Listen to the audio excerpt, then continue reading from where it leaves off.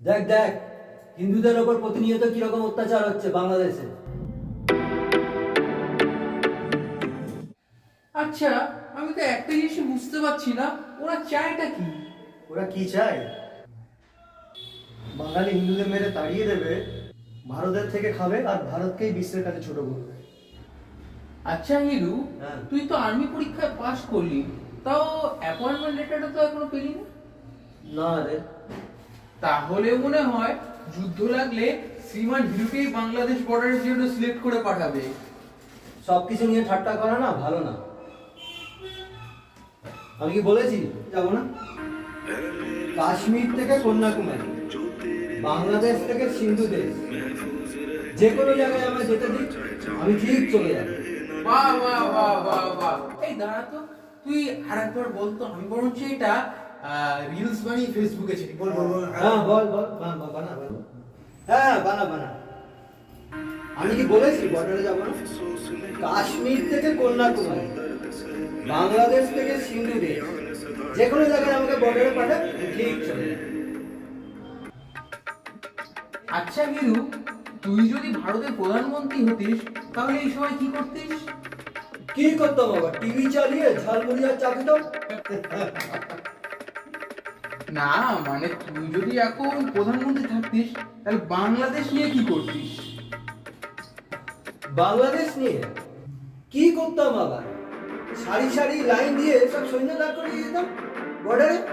আমার দেশের বর্ডার, আমি সেখানে সৈন্য দাঁড় করাবো না রজনীগন্ধা ফুল লাগাবো, আমার ব্যাপার, কার ব্যাপার?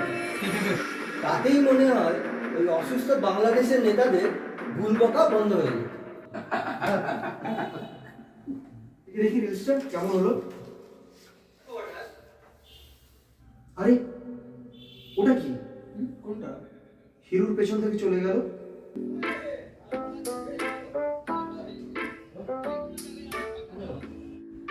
চল তো বাইরে গিয়ে দেখি। বাইরে যাবি? বাইরেটা তো আমার অন্ধকার। যা, তোরা গিয়ে দেখে আয়, আমি এখানে আছি। ঠিক আছে।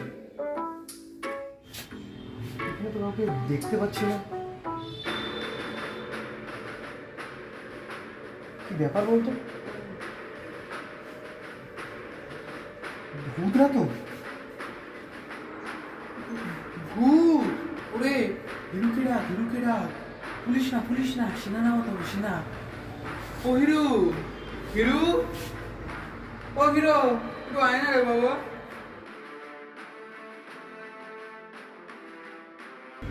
হ্যাঁ, কি হয়েছে বল? তোর বলিদানের ছাগলের মতো চেঁচাচ্ছিলি কেন? নিশ্চয়ই ভূত। ও মোবাইলে চলে যেতে দেখেছি, কিন্তু এখন আর খুঁজে পাচ্ছি না রে। তবে ছাড় না রে, ভুট্টার না এখানে শ্বশুর বাড়ি, সারা সম্বন্ধীদের সঙ্গে দেখা করে ও বাড়ি চলে গেছে। হিরু যখন বলছে তখন তাই হয়। জয়রাম, জয়রাম, আমি বাড়ি যাব, আমি বাড়ি যাব। হিরু ভাই আমাকে একটু এগিয়ে দিবি রে। মাখন ক্লাবে থাক, আমি ওকে একটু এগিয়ে দিয়ে আসি। এই খেপেছিস নাকি? আমি একা থাকবো, তারপরে ভূতটা যদি শ্বশুর বাড়ির কাউকে না পেয়ে আমার কাছে জল খেতে চায়, আমি কি বলে সুইসাইড করবো নাকি? চল চল চল, আমিও তোদের সঙ্গে যাবো। চল তবে, যত সব দেশভক্ত হনুমানের ঘর।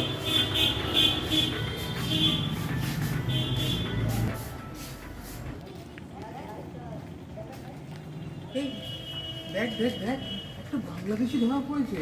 দেখি দেখি, এই এই এই বেটা এই কে রে তুই? হ্যাঁ এখানে কি চাইছো? হ্যাঁ আমি কি ব্যাপার এখানে কি? তুমি এটা বাংলাদেশি না?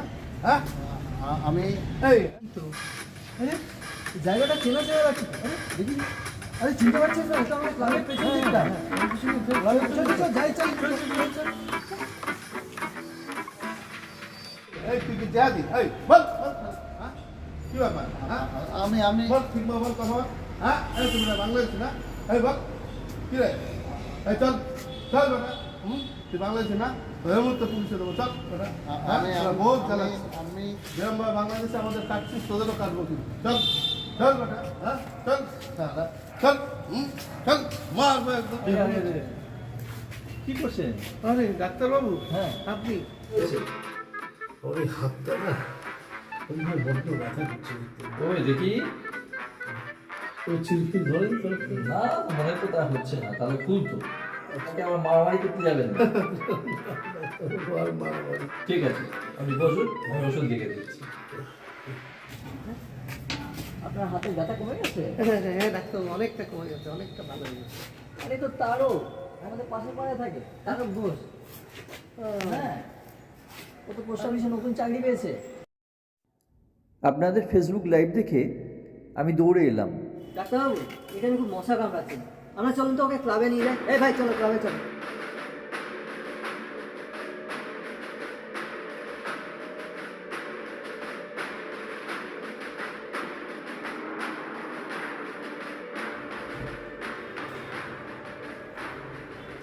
হ্যাঁ, কি হয়েছে তারও বলো তো।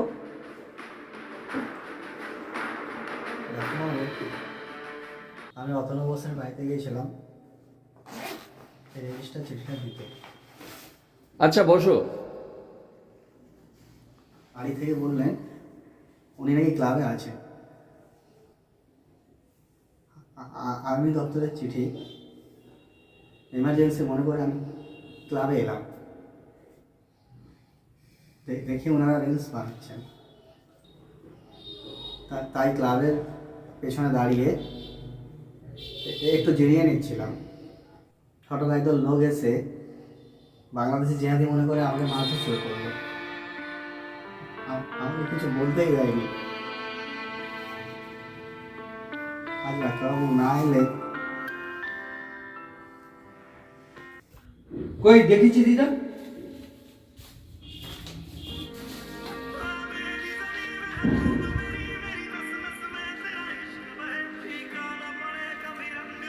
ভাই ভাই ওঠো ভাই।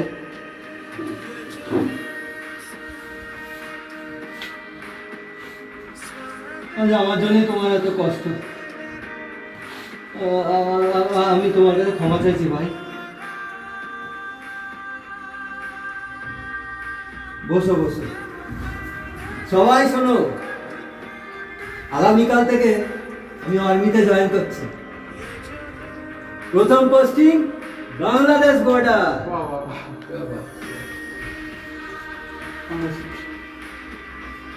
আসলে ডাক্তারবাবু, আমরা প্রত্যেকদিন টিভিতে বাংলাদেশের ঘটনা দেখতে দেখতে না নিরাশ হয়ে পড়ছি। আপনাদের সুরক্ষা আমাদের হাতে। এই মাগো, যা মিষ্টি নিয়ে আয়। আজ পালন হোক হ্যাঁ নবরাত্রি।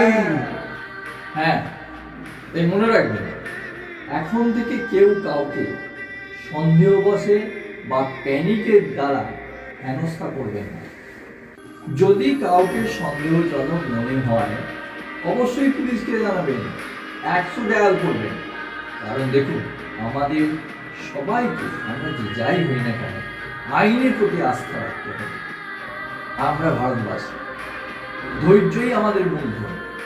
এটা অনেক প্রাচীনকাল থেকে সারা বিশ্ব আমাদের কাছে শিখে এসেছে, আর আগামী দিনেও শিখবে। বাহ বাহ বাহ বাহ বাহ বাহ। ধন্যবাদ সবাইকে, ভালো থাকবেন।